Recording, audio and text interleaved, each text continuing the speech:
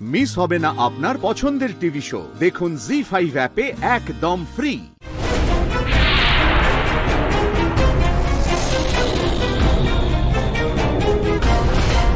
ডাকো সুদামা, ডাকো তোমার ভগবানকে। শ্রী শ্রী শ্রী শ্রী শ্রী শ্রী শ্রীকৃষ্ণ, শ্রীকৃষ্ণ।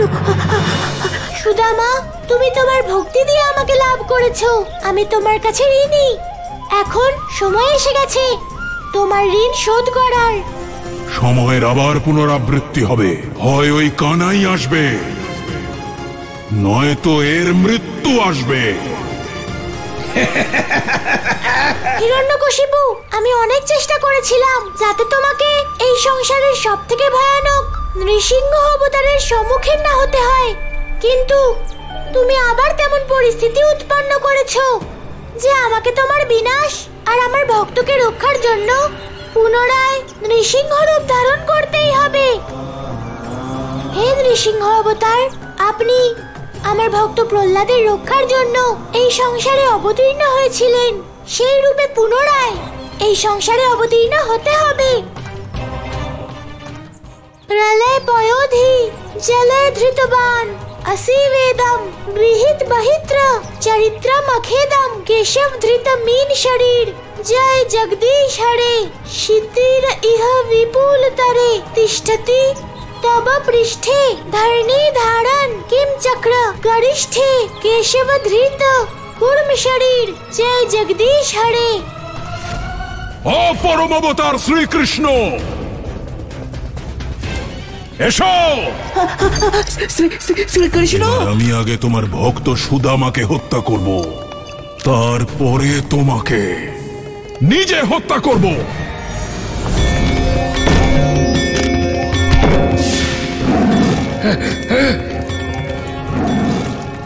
নিজের ভক্তকে রক্ষা করতে তুমি এসে গেছো প্রভু। আমার ভক্তকে কষ্ট দিয়ে তুমি নিজের মৃত্যুকে আমন্ত্রণ জানিয়েছো। আজ তোমার বিনাশ হবে। আমন্ত্রণ আমি জানিয়েছি, তাই বিনাশও তোমার হবে।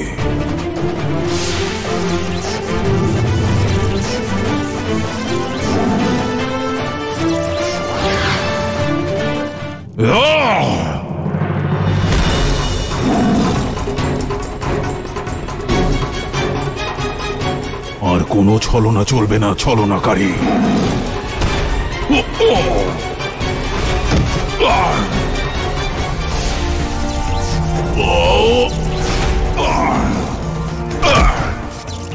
মহারাজ,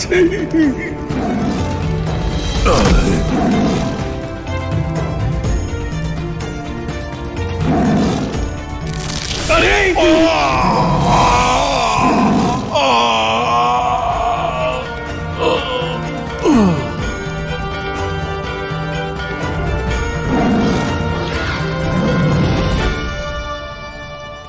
মহারাজ হিরণ্যকশিপুর তো এক নিমেষেই ভবলীলা সঙ্গ হয়ে গেল। আমারও আবার, আরে না না না, ভগবান কংস!